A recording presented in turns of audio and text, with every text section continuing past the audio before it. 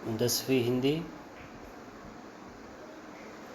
4 छापा ओम प्रकाश आदित्य, इन्होंने लिखी हुई यह कविता हम देखने जा रहे हैं। तो इनका परिचय देखते हैं। ओम प्रकाश आदित्य का गुरु जन्म 1937 गुरुग्राम हरियाणा, मृत्यु 2009 भोपाल मध्य प्रदेश।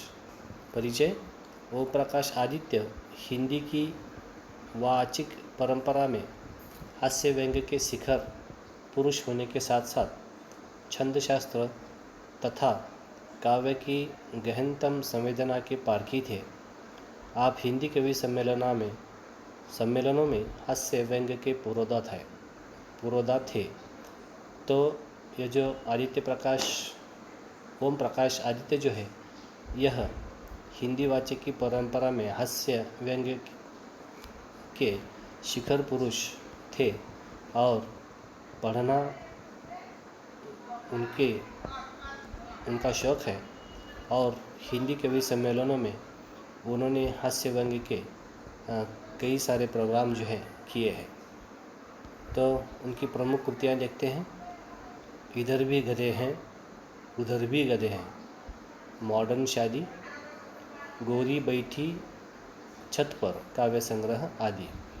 तो यह उनकी कुछ कविताएं हैं। अब देखिए पद्य संबंधी जो इस पद्य में हम पढ़ने जा रहे हैं। प्रस्तुत हास्य व्यंग्य कविता में कवि ने आयकर विभाग के छापे के माध्यम से आम आदमी की आर्थिक स्थिति, छापा मारने वालों की कार्य प्रणाली को दर्शाया है। कवि द्वारा किया गया छापे का वर्णन व्यंग्यात्मक हास्य उत्पन्न करता है। तो देखिए कि इस हास्य व्यंग्य कविता में आयकर विभाग के छापे के माध्यम से, अब आयकर विभाग आपको पता है इनकम टैक्स जिसको कहते हैं। तो आय से ज़्यादा जो आय होती है, मतलब जो कि ब्लैक मनी जिसको कहते हैं, तो कमाई से ज़्यादा धन अगर किसी के पास हो तो उसका लेखा जोखा देखने का काम जो है आयकर विभाग करता है। तो हम पेपर में बहुत सारे अखबार में पढ़ते हैं कि अमुक इस आदमी के घर आज छापा डाला गया आयकर विभाग ने, अमुक उस व्यक्ति के घर में छापा डाला गया। तो यह आयकर विभाग जो है छापे डालते रहता है। और कवि यहाँ पर तो इस आयकर विभाग को फटकार लगाते हुए सामान्य आदमी की आर्थिक स्थिति से आदमी पहले ही परेशान है और फिर उसके घर, सामान्य आदमी के घर ही आयकर विभाग ने छापा मारा। तो इस घटना को उन्होंने बड़े ही व्यंग्यात्मक तरीके से यहाँ पर आपके सामने रखा है। देखिए, अब देखिए छापा डाला गया है, यह इनकम टैक्स का आयकर विभाग का छापा है।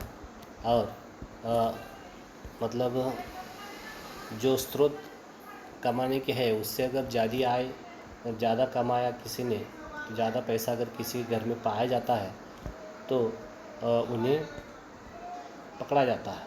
तो यह छापा है। देखिए कवि क्या कह रहे हैं। मेरे घर छापा पड़ा, छोटा नहीं बहुत बड़ा। वे आए घर में घुसे, बोले सोना कहाँ है। मैंने कहा मेरी आँख में है, कई रात से नहीं सोया हूँ। वे रोश में आकर बोले स्वर्ण दो स्वर्ण। मैंने जोश में आकर कहा सुवर्ण मैंने अपने काव्य में बिखेरे हैं, उन्हें कैसे दे दूँ। अब देखिए किस तरह से संभाषण हो रहा है। तो जैसे ही कवि के घर में छापा पड़ा तो कवि कह रहे हैं मेरे घर छापा पड़ा।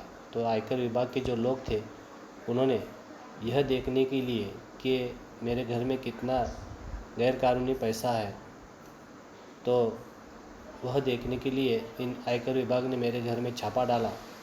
और कवि इसको कह रहे हैं कि मेरे घर छापा पड़ा, छोटा नहीं बहुत बड़ा। तो वह कह रहे हैं कि आयकर विभाग ने बहुत ही बड़ा छापा मेरे घर में डाला और वे मेरे घर में घुसे। वे घर में आए और घर में घुसने के बाद मुझसे बोले कि सोना कहाँ है। अब सोने का मतलब यहाँ सोने के देखिए दो मतलब होते हैं। सोना जो कि धातु है बहुत महंगा, जो कि लोग पहनकर बहुत ही इतराते हुए उसको लोगों को दिखाते हैं, दिखावे के लिए भी यह धातु जो है पहना जाता है, बहुत ही महंगा है। तो सोना यह धातु का नाम भी है। और सोना मतलब नींद, तो नींद लेना, बराबर ना। तो सोना का दो मतलब होते हैं। तो देखिए आयकर विभाग का मतलब क्या था कि जो तुमने कमाया हुआ सोना है, जो धातु है, वो कहाँ रखा है। लेकिन लेखक ने दूसरे मतलब से उसको लिया और उन्होंने कहा कि मैंने कहा, लेखक कह रहे हैं कि मेरी आँखों में है, कि नींद जो है मेरी आँखों में है, कई रात से नहीं सोया हूँ। तो कवि यह कहने की कोशिश कर रहे हैं कि नींद जो है मेरी आँखों में है, क्योंकि बहुत दिनों से मैं, कई रातों से मैं सोया नहीं हूँ। तो वो जो अफसर है, वो जो लोग हैं आयकर विभाग के अफसर, वो रोष में आकर बोले, उन्हें गुस्सा आया कि ठीक तरह से ये जवाब नहीं दे रहे थे। तो उन्होंने दूसरी भाषा में समझाने की कोशिश की और रोष में आकर गुस्से से बोले, स्वर्ण दो स्वर्ण। अब स्वर्ण का मतलब भी फिर सोना धातु है, जिसको सुवर्ण कहते हैं। तो उन्होंने कहा कि स्वर्ण दो स्वर्ण। तो लेखक ने फिर मजाक में लेते हुए कहा कि मैंने जोश में आकर कहा, सुवर्ण मैंने अपने काव्य में बिखेरे हैं, उन्हें कैसे दे दूं। तो कहा कि स्वर्ण तो मैंने अपने काव्य में बिखेर रखा है। मेरे अगर काव्य आप पढ़ोगे तो उसमें आपको सोनी जैसी लिखावट आपको दिखाई देगी। तो यह कहने के बाद वे झुंझला कर बोले, तुम समझे नहीं। तो आयकर विभाग के अधिकारी जो है, अफसर जो है, उन्हें समझाने की भाषा में बोल रहे थे कि लेखक को वे कहने लगे कि तुम समझे नहीं, हम क्या क्या पूछना चाह रहे हैं। हमें तुम्हारा अनधिकृत रूप से अर्जित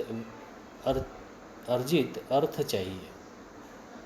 मैं मुस्कुरा कर बोला, अर्थ मेरी नई कविताओं में है, तुम्हें मिल जाए तो ढूंढ लो। वे कड़क कर बोले, चांदी कहाँ है। मैं भड़क कर बोला, मेरे बालों में आ रही है धीरे धीरे। वे उभ्रांत होकर बोले, यह बताओ तुम्हारे नोट कहाँ हैं। परीक्षा से 1 महीने पहले करूँगा तैयार। वे गरज कर बोले, हमारा मतलब आपकी मुद्रा से है। मैं लरज कर बोला, मुद्राएं आप मेरे मुख पर देख लीजिए। वे खड़े होकर कुछ सोचने लगे, फिर शयन कक्ष में घुस गए। तो दूसरा प्रश्न वह पूछ रहे हैं कवि से कि तुम्हारा अनधिकृत रूप से अर्जित अर्थ चाहिए। अब अर्थ मतलब होता है पैसा। अर्थ किसको कहते हैं, पैसा, रुपया। तो वे कवि से पूछ रहे हैं कि आपने जो गैर कानूनी रूप से, अनधिकृत रूप से जो पैसा कमाया है, तो वह कहाँ है। तो कवि मुस्कुराकर कह रहे हैं कि अर्थ जो है, अब फिर इन्होंने अर्थ को दूसरे रूप से, अर्थ मतलब इस अर्थ से उन्होंने लिया कि अर्थ मेरी कविताओं में है। तो उन्होंने कहा कि मेरी जो कविताएं हैं, तो उस कविता में आप उसमें अर्थ लगाने की कोशिश कीजिए। मेरी कविता में अर्थ है, तो तुम्हें मिल जाएगा, तो ढूंढ लो। अगर तुम ढूंढोगे तो वह अर्थ भी तुम्हें मेरी कविताओं में मिल जाएगा। अब अफसर लोग जो है अर्थ, पैसा, रुपया, इस अर्थ से पूछना चाह रहे थे, और लेखक जो है अर्थ इस शब्द को मतलब इस शब्द के लिए ले रहे हैं। वे कड़क कर बोले, फिर बोले, अब अर्थ के बारे में पूछना उन्होंने बंद किया। फिर उन्होंने पूछा कि चांदी कहाँ है। तो लेखक भड़क कर बोले, मेरे बालों में आ रही हैं धीरे धीरे। वे उभ्रांत होकर बोले। तो लेखक से जब पूछा गया कि चांदी कहाँ है, तो उन्होंने अपने सर पे जो सफ़ेद बाल हो रहे थे उनके, मतलब उम्र हो रही थी, बूढ़े हो रहे थे। अब जैसे आदमी बूढ़ा होता जाता है, उनके काले जो बाल होते हैं वह सफ़ेद हो जाते हैं।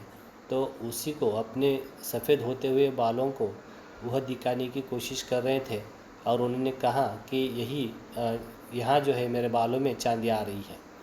मतलब मेरे बाल जो सफ़ेद हो रहे हैं, तो उसको उन्होंने कहा कि यह चांदी मेरे बालों में आ रही है। तो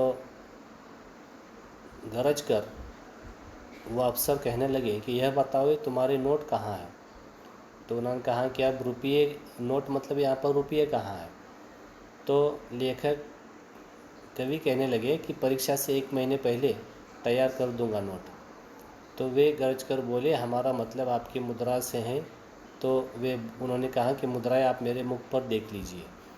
तो जैसे ही उन्हें मुद्रा के बारे में पूछा तो उन्होंने कहा कि मेरा मुख देखकर मेरे चेहरे पर देखकर आप देख सकते हैं कि किस तरह से मेरी मुद्रा है। तो यह देखा आपने कि अफसर लोग जो है, आयकर विभाग के लोग अलग अलग शब्दों का इस्तेमाल कर रहे थे और उसका अलग मतलब निकाल करके लेखक जो है उन्हें परेशान कर रहे थे, उसमें से हास्य व्यंग्य निकालने की कोशिश कर रहे थे। तो आज के लिए इतना ही। अब आप नए नए शब्द जो है इसमें से निकालें और इसका अर्थ लगाने की कोशिश करें। तो आज के वीडियो में इतना ही। धन्यवाद।